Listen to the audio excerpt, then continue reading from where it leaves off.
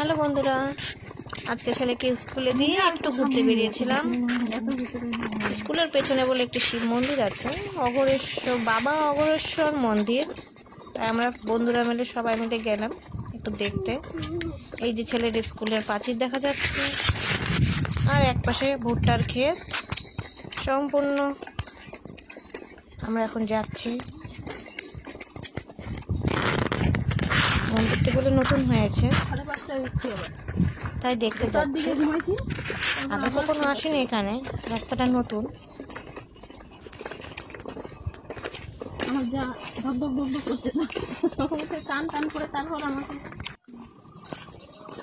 এই যে আমি দেখি এখন মন্দিরটা কত দূরে। আমরা হাঁটছি, আমরা 3 বান্ধবী মিলে ভাবলাম আজকে একটু বসে না থাকে, একটু হাঁটা যাক, দেখি।